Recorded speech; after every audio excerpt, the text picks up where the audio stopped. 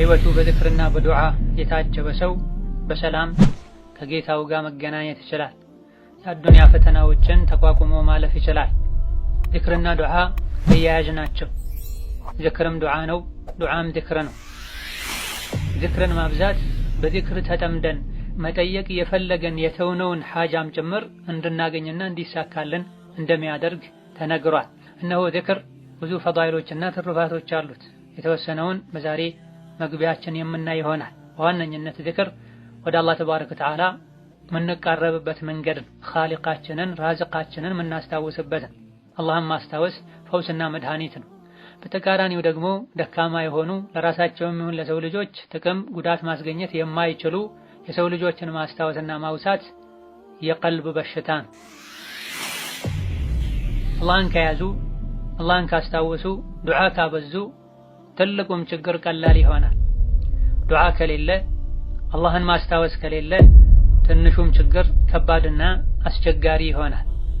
ስለዚህ በሁሉም ሁኔታችን አላህን ስናስታውስ ሁሉም ጉዳዮቻችን ቀላል ይሆናሉ፣ ወይም ራሳቸው በቀላሉ ይስተካከላሉ፣ ችግሩ ይቀረፋል። ችግሩ እንኳ ባይቀረፍ ችግር ውስጥ እንኳ ብንሆን ችግሩን መቋቋም የምንችልበትን ኃይል አላህ ይሰጠናል። ليس من يقطع طرقا بطلا إنما من يتقي الله. السلام عليكم ورحمة الله وبركاته. الحمد لله رب العالمين الرحمن الرحيم مالك يوم الدين والصلاة والسلام على النبي الأمين وعلى آله وصحبه أجمعين. أما بعد يلت جمعة ذكرنا دعاء ويم يلب كلب بميل رأس ليان داندو مسلم በህይወቱ ላይ የሚያስፈልጉት የዝክርና የዱዓ አይነቶችንና ተያያዥ ህጋቶቻቸውን የምንዳሰስበት ተከታታይ ትምህርት ነው። ህይወቱ በዝክርና በዱዓ የታጀበ ሰው በሰላም ከጌታው ጋር መገናኘት ይችላል። የአዱንያ ፈተናዎችን ተቋቁሞ ማለፍ ይችላል። ዝክርና ዱዓ ተያያዥ ናቸው። ዝክርም ዱዓ ነው፣ ዱዓም ዝክር ነው። ለሰው ልጅ የሚበልጠውና የሚሻለው የቱ ነው ያለን እንደሆነ በጊዜው ዱንያዊ ጥቅም ከማግኘት አንፃር ዱዓ ሊሻለን ይችላል፣ የአኺራ ጥቅሙ እንዳለ ሆኖ። ነገር ግን ከቋሚ ጠቀሜታው አንፃር ዝክር ራሳችንን ትተን ሐጃ ትተን አላህን ተባረከ ወተዓላ ማስታወስ ከመሆኑ አንፃር በአዱንያም ሰላምን ደስታን አድሎ አኺራ ላይም ጀነት እንድንገባ ያደርጋል። በዝክር ወዳጃችን አላህን ተባረከ ወተዓላ ነው የምናስታውሰው፣ በዱዓ የራሳችንን ሐጃ ነው ለአላህ የምንገልጸው። ሆኖም ሁለቱም ወደ አላህ የሚያቃርቡ አላህ የሚወዳቸው እርስ በርሳቸው የተያያዙ ጉዳዮች ናቸው። ሁለቱንም ልናበዛ ይገባናል። ዝክርን ከማመዘን ጋር ዝክርን ማብዛት በዝክር ተጠምደን መጠየቅ የፈለገን የተውነውን ሐጃም ጭምር እንድናገኝና እንዲሳካልን እንደሚያደርግ ተነግሯል። እነሆ ዝክር ብዙ ፈዳኢሎችና ትሩፋቶች አሉት። የተወሰነውን በዛሬ መግቢያችን የምናይ ይሆናል። በዋነኝነት ዝክር ወደ አላህ ተባረከ ወተዓላ የምንቃረብበት መንገድ፣ ኻሊቃችንን ራዝቃችንን የምናስታውስበትን። አላህን ማስታወስ ፈውስና መድኃኒት ነው። በተቃራኒው ደግሞ ደካማ የሆኑ ለራሳቸውም ይሁን ለሰው ልጆች ጥቅም ጉዳት ማስገኘት የማይችሉ የሰው ልጆችን ማስታወስና ማውሳት የቀልብ በሽታ ነው። ዐውን ኢብኑ ዐብድላህ የሚባሉት ታቢዒ ሰዎችን ማስታወስ በሽታ ነው፣ አላህን ማስታወስ ፈውስ ነው፣ መድኃኒት ነው ብለዋል። ታላቁ የሐዲስ የሲራ አዋቂ ኢማም ዘሀቢ ይሄን የዐውን ኢብኑ ዐብድላህን ንግግር አስመልክተው ሲየር ላይ ሲናገሩ ይህ ወላህ ፈልዐጀቡ ሚና ወሚን ጀህሊና ከይፈ ነደዑ ደዋአ ወነቅተሒሙ ዳእ ብለዋል።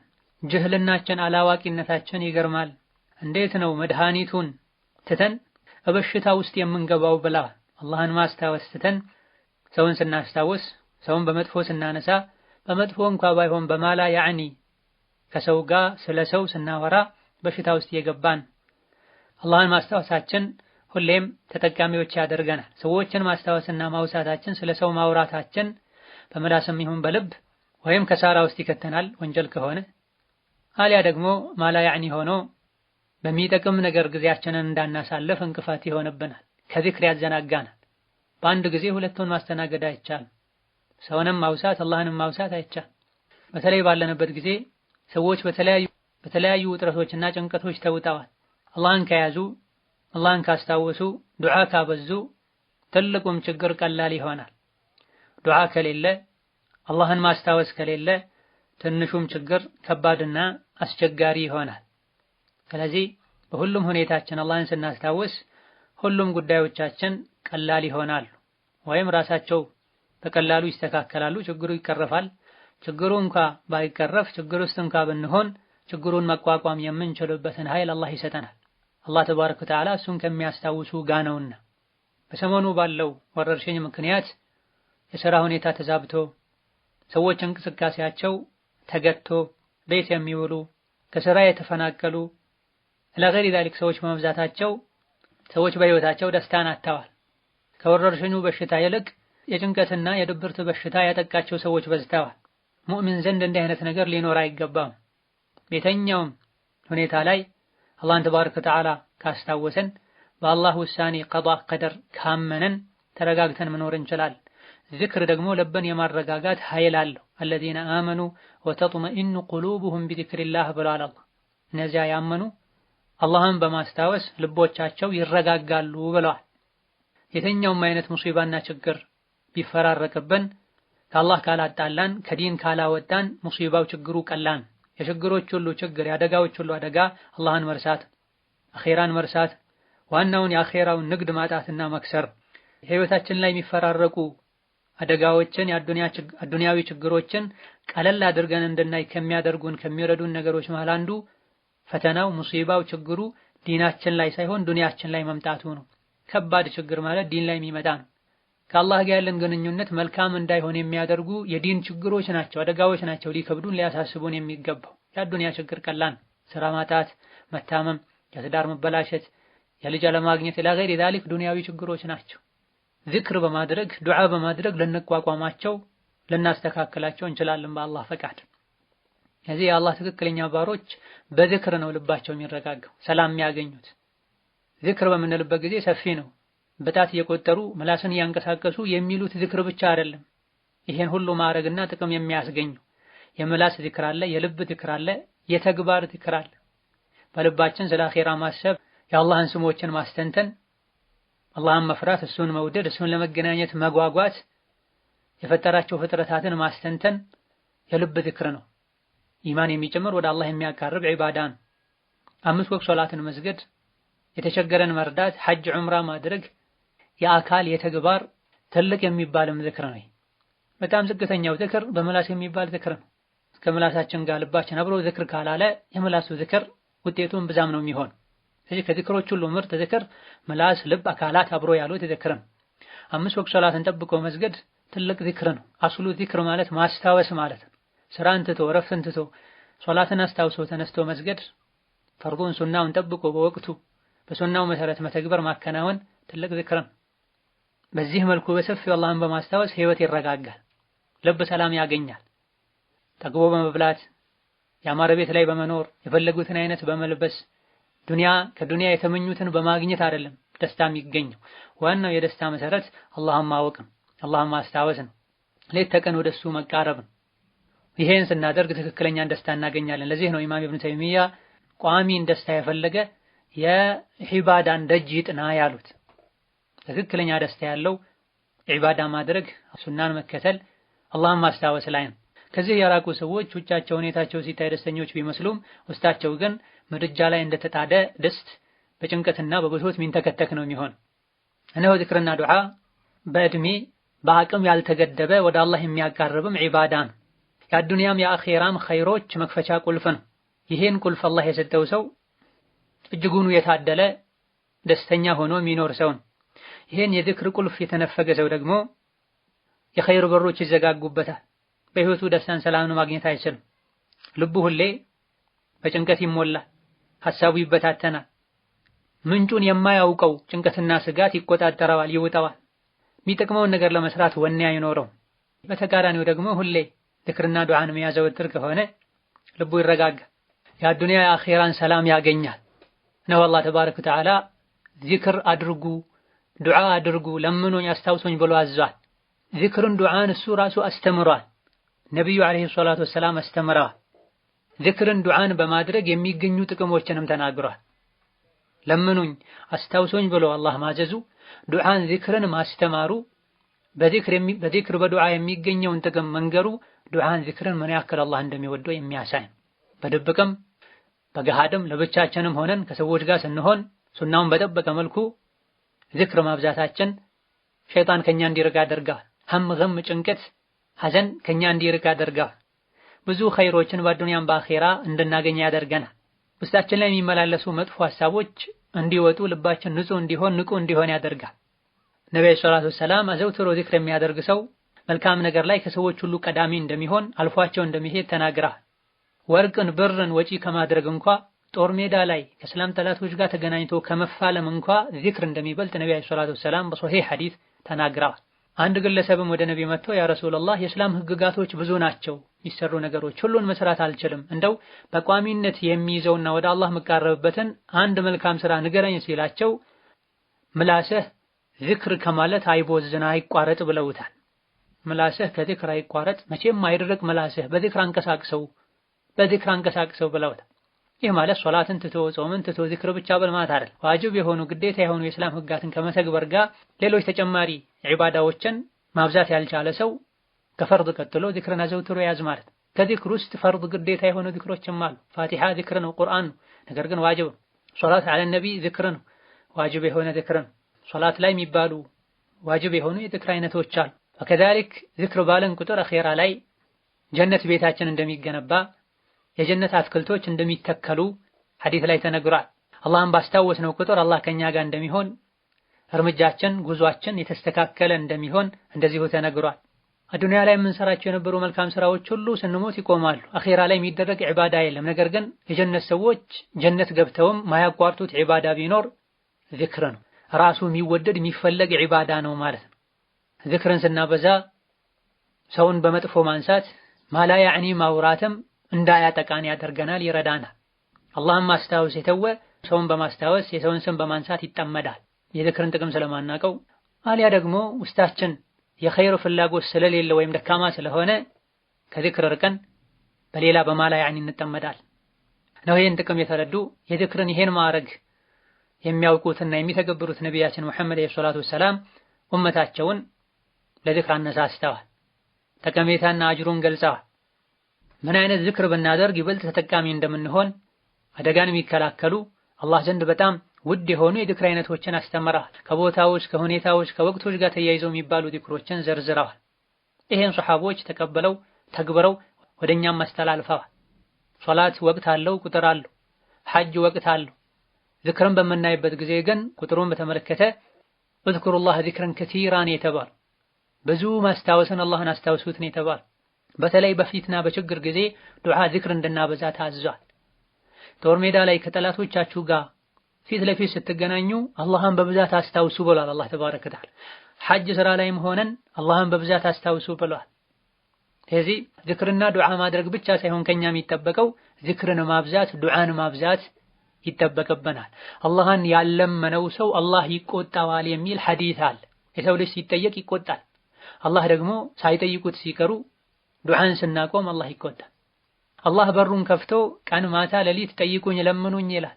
ማን ነው የሚለምነኝ የምሰጠው? ማን ነው ምህረት የሚጠይቀኝ የምምረው ይላል። በየሌሊቱ ወደ ቅርቧ ሰማይ እየወረደ የሰው ልጅ ግን ወደሱ ሲኬድ በር ይዘጋል። ለሰላምታ እንኳን ሲሄዱበት እጁን መዘርጋት ይከብደዋል። ፊቱን አይኑን ይቀያየራል። ለዛ ሲጠይቁት የሚቆጣ ወደሱ ሲመጡ በሩን የሚዘጋን የሰው ልጅ ትተህ ስላልጠየቁት የሚቆጣና ሁሌም በሩን ክፍት አድርጎ ነው የምትፈልጉትን ውሰዱ የሚለውን አላህን ለመነው ጠይቀው አስታውሰው ተብሏል። ዚክርን እንድናዘወትር አላህ ይፈልጋል ማለት ነው። ከነብይ የተገኙ ሷሃቦች ያስተላለፏቸው ዚክርና ዱዓዎችን ልናዘወትር የራሳችን ሐጃ ምንገልጽባቸው ዱዓዎችም ሱናውን በጠበቀ መልኩ ሊኖሩን ይገባል። አላህ በብዛት አስታውሱኝ ብሏል። አንድ ሰው ይሄን ህግ ይሄን ትእዛዝ ተግባራዊ ያደርጋል የሚባለው ቢያንስ የጧትና ማታ ዚክሮችን ጠብቆ ሲል፣ ሶላት ውስጥና ከሶላት በኋላ የሚባሉ ዚክሮችን ሲል፣ ከቤት ሲወጣ ቤት ሲገባ፣ መስጂድ ሲገባ ከመስጂድ ሲወጣ፣ ስንተኛ ስንነሳ፣ እንቅልፍ ላይ ሆነን በየመሃሉ ስንነቃ ስንባን፣ አያ ደግሞ የሚያስደነግጡ ሁኔታዎች ሲኖሩ እንቅልፍ ውስጥ የሚባሉ ዚክሮችን ስንል፣ ምግብ ስንበላና ስንጠጣ፣ ስንጀምር ስናበቃ፣ ግብረ ስጋ ግንኙነት ሲደረግ፣ መጓጓዣ ላይ ስንወጣ፣ ጉዞ ላይ ስንሆን፣ የሚያስደስትና የሚያስከፋን ነገር ስናይ፣ በአደጋ ጊዜ በደስታ ጊዜ ዝናብ ሲዘንብ የነጎድጓድ ድምፅ ስንሰማ፣ መጸዳጃ ቤት ሲገባና ሲወጣ፣ በደስታና በሐዘን ጊዜ የሚባሉ የዚክርና የዱዓ አይነቶች አሉ።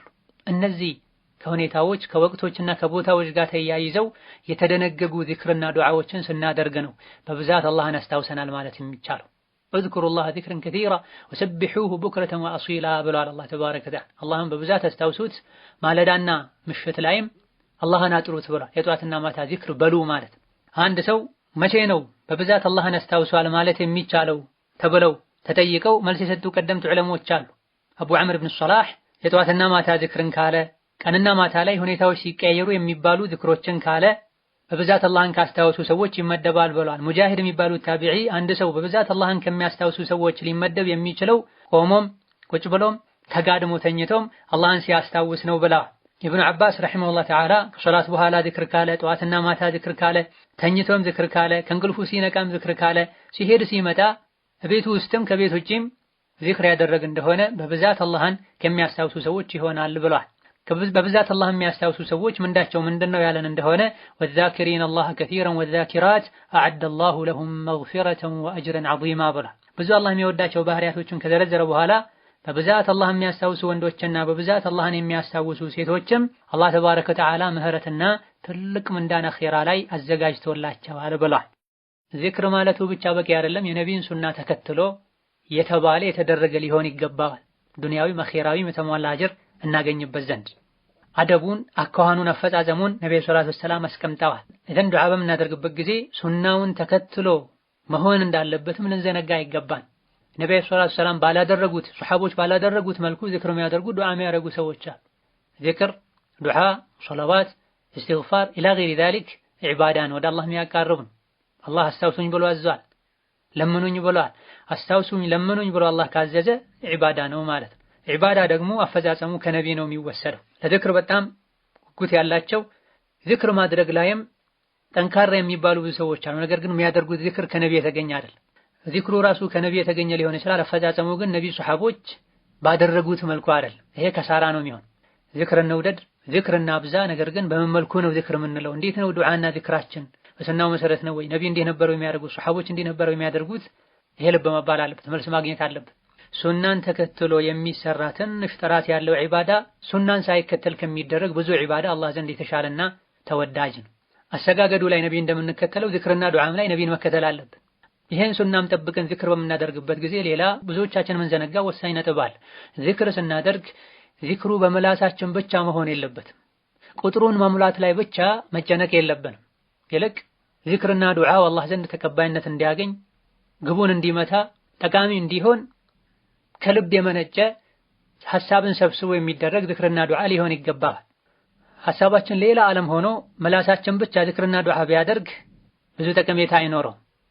ለዛ ኢብኑል ቀይም ረሒመሁላህ ተዓላ አልፈዋኢድ በተሰኘው ድንቅ ክታባቸው ላይ ወአፍደሉ ዚክሪ ወአንፈዑሁ ማ ዋጠአ አልቀልቡ ሊሳነ ወካነ ሚነል አዝካሪ ነበዊየቲ ወሸሂደ ዛኪሩ መዓኒየሁ ወመቃሲደሁ ብላ ከዚክሮች ሁሉ ይበልጥ ጠቃሚ ዚክር ማለት ልብና ምላስ ተገጣጥመው በአንድ ያሉት ዚክር ነው። ወካነ ሚነል አዝካሪ ነበዊየቲ ከነቢይ የተገኘ ዚክር ነው። ወሸሂደ ዛኪሩ መዓኒየሁ ወመቃሲደሁ ዚክሩን የሚያደርገው አካል የዚክሩን ትርጉምና ዓላማውን ተረድቶ የሚያደርገው ዚክር ነው ብላ። ይህ በጣም ወሳኝ ልብ ልንለው ልንረዳው ሁሌም ዚክር ስናደርግ ፊት ለፊታችን ልናደርገው የሚገባ ንግግር ነው። ከዚክሮች ሁሉ ይበልጥ ጠቃሚ ዚክር ልብና ምላስ አብሮ በጋራ ያደረጉት ዚክር ነው። ዱዓም ላይ ይሄን ነው የምንለው። እጃቸውን ወደ ሰማይ አንስተው ወደ ግራ ወደ ቀኝ ያዩ ዱዓ አደርጋለሁ የሚሉ ሰዎች አሉ። ይሄ ከዱዓ ጋር በጭራሽ አይሄድም። ጌታችሁን ተናንሳችሁ ዝቅ ብላችሁ ለምኑት ነው የተባለው። ዚክርም ላይ ይሄውን በእጃቸው ዚክር የቆጠሩ በአይናቸው ሰው የሚያናግሩ ሰዎች አሉ። ቁጥሩ ሳይሆን በዋነኝነት የሚፈለገው በዚክሩ ልባችን መገሰጹ፣ አላህን ማስታወሱ። ከእንዲህ አይነቱ ዚክር አፍን ሳያንቀሳቅሱ በልብ ብቻ አላህን አኺራን የአላህን ፍጥረታት እያስታወሱ ማስተንተኑ ተፈክሩ ይበልጣል። ለዛ ከዚክሮች ሁሉ ምርጥ ዚክር ልብና ምላስ አብሮ በጋራ ያሉት ከነቢዩ የተገኘ ሰዎች ዝም ብሎ የገጣጠሙት ሳይሆን ዚክር የሚያደርገው አካል እንዲሁ ዱዓ የሚያደርገው አካል ትርጉሙንና ዓላማውን ያወቀው ዚክርና ዱዓ ነው። ይሄን ማድረግ የምንችለው ይህ ሊሳካልን የሚችለው ስለ ዚክር ስለ ዱዓ ስንማር ቁርአን ሐዲስን መሰረት ሳያደርጉ ዝም ብለው ተገጣጥመው የተጻፉ የዚክር አውራድ የተባሉ መጽሐፍትን ተተን ቁርአንን ሐዲስን መሰረት አድርገው ሐዲስ በሚያውቁ ሰዎች የተጻፉ ዚክሮችን ይዘን ክታቦችን አጥንተን ዱዓና ዚክር ስናደርግ በተለይ ሶፊያ ጥሩቆች ላይ እንዲህ አይነት ወቅት ዚክር እንዲህ አይነት ወቅት ዱዓ እያሉ ከታጥም ይጻፏቸዋል። የማታ ዚክር፣ የማታ አውራድ፣ የጠዋት አውራድ ብለው ይጻፏቸዋል። አውራዱ በሱና ሊሆን ይገባል። በሱና ካልሆነ ዋጋ አይኖረው፣ ከነብይ ያጣላል። አውራድ ወይም ውርድ ማለት አንድ ወቅቱን ጠብቆ የሚደረግ ዒባዳ ማለት ነው። የሶላት ሊሆን ይችላል፣ የቁርአን ሊሆን ይችላል፣ የዚክር ሊሆን ይችላል። ከመግሪብ እስከ ዒሻ አለ ደግሞ ሐሙስ ማታ ወይም ጁሙዓ ቀን እያሉ ለዛ ወቅት ለዛ ሰዓት ዚክር ዊርድ ወይም አውራድ ለመገደብ ደሊል ያስፈልገዋል። ዱዓ አይደለም ወይ ምን ችግር አለው ሊሉ ይችላሉ ሰዎች። አፈጻጸም ላይ ወቅት ላይ ገድቦ አንድን ዱዓ ለመፍጠር ሰዎችን ወደዛ ለመጣራት ከነቢይ ከሰሐቦች ማስረጃ ያስፈልገዋል። ሻሂድ ዱዓው በሱና መሆን አለበት፣ ዚክሩ በሱና መሰረት መሆን አለበት። ይሄን የምናውቀው ቁርአን ሐዲስን ስንማር የሰለፎችን መንገድ ስናውቅ ነው። ደጋግ ቀደምቶች ሶላትን፣ ዘካን፣ ሐጅን እንዳስተማሩት ሁሉ ዚክርና የዚክር አደብንም ጭምር አስተምረዋል። ተማሪዎቻቸው ለዚክርና ለዱዓ ለረቃኢቅ ቀልብን ለሚያረጥቡ ስነ ምግባርን ለሚያስተካክሉ ነጥቦች ትኩረት እንዲሰጡ መክረዋል። ከጥንት ጀምሮ የሐዲስ ዑለሞች ሊቃውንቶች የፈዳኢል አልአዕማልና የዚክር ክታቦችን ለተማሪዎቻቸው ያስተምራሉ። አልፎ ሁሌ ሐዲስን ብቻ አህካምን ብቻ መማሩ በተወሰነ መልኩ ቀልባችን ጠንከር እንዲል ያደርጋል። በየመሃሉ አላህ እንዲያስታውሱ አኺራ እንዲያስታውሱ የሚያደርጉ የዙህድ የረቃኢቅ ክታቦች መነበብ አለባቸው ብላ። ለዚህም ነው ኢማም አሕመድ፣ ኢብኑ ሙባረክ፣ ሐናድ ሌሎችም አዙህድ የተሰኙ ክታቦችን ጽፈዋል። በዚህ ክታቦቻቸው ውስጥ ቀልብ የሚያረጥቡ ወደ አላህ የሚያቃርቡ ነጥቦችን ዳሰዋል። ከዚህ አንዱ ዚክርና ዱዓ። ባለንበት ጊዜም ይሄ ክፍተት በሰፊው ይታያል። ብዙ ሰዎች የተለያዩ ህግጋትን ይማራሉ። ነገር ግን ዚክርና ዱዓ ላይ ረቃኢቅ ላይ ዙህድ ላይ ክፍተቶች አሉ። ዐምር ብኑ ቀይስ የሚባሉ 134ኛው ዓመተ ሂጅራ ላይ የሞቱ ኢማም ሲመክሩ ምን ብለዋል? ወጀድና አንፈዐል ሐዲስ ለና ማ የንፈዑና ፊ አምሪ አኺረቲና መን ቃለ ከዛ ፈለሁ ከዛ ብለዋል። ከነቢዩ ሰለላሁ ዐለይሂ ወሰለም ሐዲሶች ውስጥ ይበልጥ ለኛ ጠቅሞን ያገኘነው አኺራችን ላይ የሚጠቅሙን ነገሮችን የሚገልጽልንን ሐዲስ ነው። እንዲህ ያለ እንዲህ አለለት፣ እንዲህ ያለ እንዲህ አለለት የሚሉ ሐዲሶች ናቸው ይበልጥ የጠቀሙን ብላ። ጠዋትና ማታ 10 ጊዜ ላ ኢላሀ ኢለላህ ወህደሁ ላ ሸሪከ ለሁ ለሁል ሙልኩ ወለሁል ሐምዱ ወሁወ ዐላ ኩሊ ሸይኢን ቀዲር ያለ ሰው ይሄን ያገኛል። መቶ ያደረገው ደግሞ ይሄን ያገኛል። ሐዲስ ላይ ተቀምጧል። ወደፊት የምናጠናው ይሆናል። ሶላት ዐለ ነቢ ማውረድ ይሄን ነው የምናገኘው። 100 ጊዜ አስተግፊሩላህ በማለት ይሄን ነው የምናገኘው። ሱብሃንአላህ ቢሐምዲሂ ስንል ይሄን ነው የምናገኘው። ይሄ ከሐዲሶች ሁሉ ይበልጥ የጠቀመን ሐዲስ ይሄ ነው። አኺራችንን የሚያስተካክልልን ሐዲስ ነውና ብለዋል። ማዕነል ሐዲስ አልኸጢብ አልበግዳዲ የሚባሉት ሌላኛው የሐዲስ አዋቂ الجامع لأخلاق الراوي وآداب السامع بتسنيو دنك وسان كتاباتشو لاي ويستحب أيضا إملاء أحاديث الترغيب في فضائل الأعمال وما يحث على القراءة وغيرها من الأذكار بلا ملكام سران اندن سرا يميان نساسو حديثوچن من ناقر ياسفلقال يوددال بلا. إمام الذهبي رحمه الله تعالى والعلم الذي في فضائل الأعمال مما يصح إسناده يتعين نقله ويتأكد نشره وينبغي للأمة نقله بلا. የመልካም ሥራ ትሩፋቶችን የሚዘረዝሩ ሰነዳቸው ትክክል የሆነ ሐዲሶችና እውቀቶች ለኡማው ማሰራጨቱ ግዴታ ይሆናል፣ በጥብቅ አስፈላጊ ይሆናል።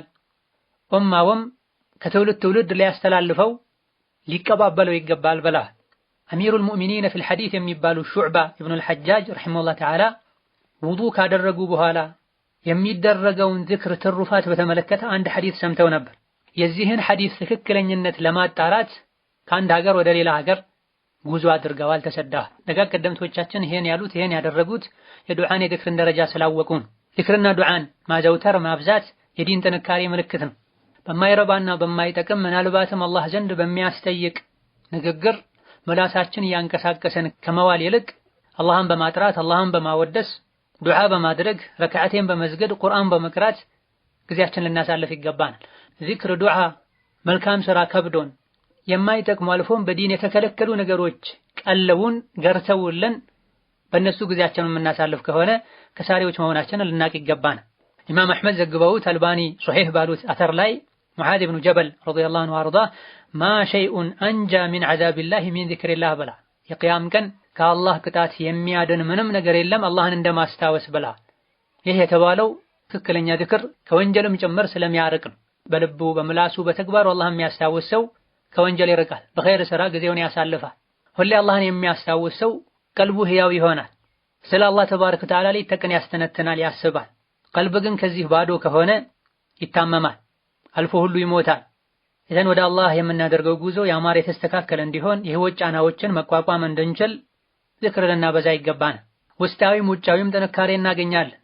ፋጢማ ረዲየላሁ ዐንሃ ለነብዩ ሰለላሁ ዐለይሂ ወሰለም ቤት ስራ የሚያግዘኝ ሰራተኛ ፈልጋለሁ አንድ ባሪያ ይሰጠኝ ባለቻቸው ጊዜ ከዚህ የተሻለን ነገር ለጠቁማችሁ እንደበላዋቸዋል። ለዓሊም ለፋጢማ አዎን ሲሏቸው ሁሌ ሲተኙ ሱብሃንአላህ ወልሐምዱሊላህ ወላሁ አክበር የሚለውን ዝክር 33 ጊዜ እንዲሉ አስተምረዋቸዋል። ይህ ከሰራተኛ ይሻላል ብለዋቸዋል። ዝክር አካላዊ ጥንካሬም ጭምር ይሰጣል ማለት። ነገር ግን ላለመደው ሰው ቋጥኝን ከመሸከም የበለጠ ከባድ ሊሆን ይችላል። ልቡ ደካማ ለሆነ ሰው የዱንያ ሰዎች ጥሩ በመብላት ጥሩ በመልበስ እንደሚደሰቱት በልከዛ በላይ የዚክር ጣዕም የገባቸው ሰዎች ይደሰታሉ። ከሰው ሸሽተው ለብቻቸው ሆነው ዚክር ማድረግን ይወዳሉ። የዚክር ጣዕም ያልገባው ኢማን ልቡ ስር ያልሰደደ ሰው ከብቸኝነት ሸሽቶ ከሰው ጋር ሄዶ ሚረባ ማይረባውን ሲያወራ ይውላል። ቢገባው ቢያውቅ ክፍት ሰዓት ባገኘ ቁጥር ወደ አላህ የሸሸ ለብቻው ገለል ብሎ የተቀመጠ አላህን ባስታወሰ ነበር። ምላስን በዚክር ካላሰርነውና ካልተቆጣጠርነው ገደል ይከተናል። ዱንያ አኼራችን ያበላሽብናል። ምላስ ከሰይፍ የበለጠ ከጦር የበለጠ ግለሰቡን ባለመላሱን ራሱንም ሌሎችንም ሊጎዳ የሚችል በዚክር ካልተቆጣጠርነውና ካላስተካከልነው ዱንያም አኼራም ላይ ብዙ መዘዞችን ያመጣብናል። ይሄ የገባቸው ደጋግ ቀደምቶች ምላሳቸውን በእጃቸው በመያዝ ይሄ እኮ ነው ለአደጋዎች የሚያጋልጠኝ ይሉ ነበር። ስንትና ስንት በጉልበት ማንም ታግሎ ሊጥላቸው ያልቻለ ምላሳቸው የጣላቸው ሰዎች አሉ። በአላህና በመጨረሻው ቀን የሚያምን ሰው መልካም ይናገር፣ ካልሆነ ዝም ይበልበላል። መልካም ሱብሃንአላህ ማለት ነው። መልካም እስትግፋር ማድረግ፣ መልካም ቁርአን መቅራት ነው። ወሀከዛ ዚክር አላህን የሚያስደስት አላህ ዘንድ ሚዛንን ደረጃን ከፍ የሚያደርግ ነው። ዚክርን መተው አኺራ ላይ ጸጸትን ያስከትላል። ዱንያ ላይ በማላ ያዕኒ እንድንጠመድ ያደርጋል። ከአብዱላህ ኢብኑ አባስ እንደተነገረው ሸይጣን የሰው ልጆች ደረት ላይ ይንበረከካል፣ ተንበርክኮ ተዘጋጅቶ ይጠብቃል። የሰው ልጅ ዚክር ሲል ይደበቃል፣ ይሟሟል ሸይጣን። የሰው ልጅ ዚክር ማለትን ሲተው ደግሞ ሸይጣን ተነስቶ ልቡ ላይ ስራውን መስራት ይጀምራል ብላ።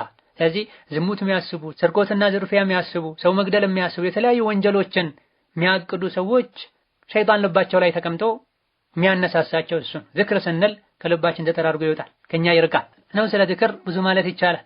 ዋናው የዚክርን ጠቀሜታ ትሩፋት ማወቁ ሳይሆን መስራቱ መተግበሩን። ቀኑን ሙሉ ዝም ብሎ መዋልም ተገቢ አይደለም። ቀኑን ሙሉ ማላ ያዕኒ ያወሩ መዋልም ተገቢ አይደለም። ክፉን ነገር መጥፎን ነገር ከመናገር ዝም ማለት ይሻላል። ዝም ከማለት አላህን ማስታወስ፣ አላህን ተባረከ ወተዓላ ማወደስ የተሻለም። ዚክርና ዱዓ ሁለት አይነት ነው፣ ሙቀየድና ሙጥለቅ ይባላል። ሙቀየድ ማለት በቁጥር በቦታ የተገደበ ማለት ከዛ መጨመር የማይቻል። ሌላ ሙጥለቅ ይባላል፣ አይነቱ በዲን የተፈቀደ የሆነ ነገር ግን በቁጥር በቦታ ያልተገደበ። አንደኛው ሙቀየድ ነው፣ በሁኔታ በቁጥር በቦታ የተገደበ ነው። ይሄን ከወቅት ቦታውን ቁጥሩን ቀይሮ ማለት አይቻል። ሌላ ደግሞ ሙጥለቅ ይሆናል፣ በመሰረቱ አይነቱ በዲኑ የተፈቀደ ነው፣ ነገር ግን በቁጥር በቦታ የተገደበ አይደለም። ቀኑን ሙሉ ሱብሃንአላህ ሱብሃንአላህ ስንል አስተግፊሩላህ አስተግፊሩላህ ስንል መዋል እንችላለን። በፈለግነው ጊዜ አላህን መለመን እንችላለን። በዚህ ሰዓት እንዲህ አይነት ዱዓ ማድረግ፣ በዚህ መልኩ ተገድቦ ዱዓ ማድረግ ሱና ነው ሳንል አኳኋኑ አፈጻጸሙ ላይ አዲስ ነገር ሳንፈጥር በዚህ ደርሳችን ላይ እንዳሰው ከሁኔታዎች ከወቅቶች ጋር ተያይዞ የሚባልን ዚክርና ዱዓን እነሆ እያንዳንዱ ሙስሊም ከምግብ ከመጠጥ በላይ እንዲህ አይነቱ ዚክር ያስፈልገዋል። ሲተኛ፣ ሲነቃ፣ ሲቀመጥ፣ ሲቆም፣ ሲገባ፣ ሲወጣ የሚባሉ ለህይወት በጣም አስፈላጊ የሚባሉ የዚክር አይነቶች አሉ። ከእንቅልፋችን ከነቃንበት ጀምሮ ውለን እስክንተኛ ድረስ የሚባሉ የዚክር አይነቶች አሉ። ተኝተንም ጭምር አልጋ ላይ ፍራሽ ላይ ሆነን የምናደርጋቸው የዚክርና የዱዓ አይነቶች አሉ። ይሄን ጠብቀን ስናደርግ ነገሮች ገር በገር ይሆናሉ። ከሸይጣን እንጠበቃለን፣ ከአላህ ተባረከ ወተዓላ ቅርብ እንሆናለን። ኢማም ሙስሊም በዘገቡት ሐዲስ ነብዩ ሰለላሁ ዐለይሂ ወሰለም በሁሉም ሁኔታቸው ላይ ዚክር ሉ ነበር ተብሏል። በተለይ ከሁኔታ ጋር የተያዙ ከወቅት ጋር የተያዙ ዚክሮችን ልንተው አይገባን። ጋፍልና አላህን የሚያስታውስ ሰው መለያውም ይሄ ነው። ዝም ብሎ ምግብ ፊት ለፊቱ እንደተቀመጠለት አንስቶ የሚጎርስ ሰው አለ። ሲተኛ እንደዚሁ ሄዶ የሚጋደም ሰው አለ። በአንጻሩ ደግሞ ምግብ ሲቀርብ አደቡን ጠብቆ ዚክር ብሎ የሚበላ፣ ወደ መኝታው ሲገባም እንደዚሁ የሚባሉ የሚደረጉ አደቦችን ዚክር ዱዓዎችን አድርጎ የሚተኛ ሰው አለ። እንዲህ አይነቱ ሰው ሱናውን ጠብቆ ሲተኛ መላኢካ ጠብቆት እንደሚያደር ተነግሯል። መንገድም ላይ እንደዚሁ ከፍታ ላይ ስንወጣም ይባላል፣ ቁልቁል ስንወርድም ይባላል፣ ስንለብስ ልብስ ስናወልቅ ምንለው ምናደርገዋል። ነብዩ በሁሉም ሁኔታቸው ላይ ዚክር ይሉ ዚክር ያደርጉ ነበር ማለት ይሄ ነው። ይሄን ስናደርግ ነው ኢማናችን ጠንካራ የሚሆን፣ ነገሮችን መቋቋም የምንችለው፣ የተውሂድ የኢማን ምንነት የሚገባን። ከነብዩ ሰለላሁ ዐለይሂ ወሰለም የተገኙ ዚክሮች በሙሉ ውስጣቸው ላይ ተውሂዳል፣ ተወኩላል፣ ኢስቲዓናል። ተውሂድን ከዚክር መማር እንችላለን፣ ከዱዓ መማር እንችላለን። ከሐላል ከሐራም ከሚደረጉ ከሚከለከሉ ነገሮች ተውሂድን መማር እንችላለን። ተውሂድ ማለት ዒባዳችንን እንቅስቃሴያችን በሙሉ ለአላህ ብቻ ማድረግ ማለት ነው። ከዛ አንዳንድ አዝካሮች ላይ ለአላህ ብሎ ይሄ ነው ያለ ለአላህ ብሎ እንዲህ ያደረገ ተብሏል። ኢኽላስንም ጭምር ያስተምረናል። በመሆኑም በቀጣይ ደርሶች ከሁኔታና ከወቅቶች ጋር ተያይዞ የሚባሉ ዚክሮችን ለማወቅ ልንዘጋጅ። ተማሪ መሆን ማለት አድምጦ ብቻ ሰምቶ ብቻ መሄድ ሳይሆን መተሐፈዝ ያለበትን መሐፈዝ፣ ማስታወሻ ላይ ማስፈር ያለብንን ማስታወሻ ላይ ማስፈር ነውና የተለያዩ ትምህርቶችን እየሰማን ወዲያው የመርሳት ችግር እንዳይገጥመን ለእያንዳንዱ የትምህርት አይነት ማስታወሻዎችን አዘጋጅተን ከወቅት ጋር ከሁኔታ ጋር ተያይዞ የሚባሉ ዚክሮችን እስከነ ትርጉማቸው እስከነ ማዕናቸው እስከነ አደባቸው አውቀን ልንተገበር ይገባናል። በአዱንያ ሰላምን፣ መረጋጋትን፣ ሰኪናን፣ ጥንካሬን የሚፈልግ አኺራ ላይ ወንጀሉ ተራግፎለት ትልቅ የጀነት ማዕረግን ሙሉ ጸጋን የሚፈልግ ዚክርና ዱዓን ሸሪዓን በጠበቀ መልኩ ሊያዘወትር ይገባዋል። አላህ ተባረከ ወተዓላ ለሁላችንም ያግራልን ያግዘን። በቀጣይ አንድ ሁለት ደርሶች ወሳኝ የሚባሉ ከዚክርና ዱዓ ጋር የተያያዙ ፍቅህና አህካሞችን አስቀድመን ከዛ በኋላ በቅደም ተከተል ቀንና ማታ የሚባሉ ከሁኔታዎች ጋር ተያይዘው የሚደረጉ ዚክርና ዱዓዎችን የምንዳስስ ይሆናል። ወላሁ ተዓላ አለም። ሰላም አለይኩም ወራህመቱላህ ወበረካቱ።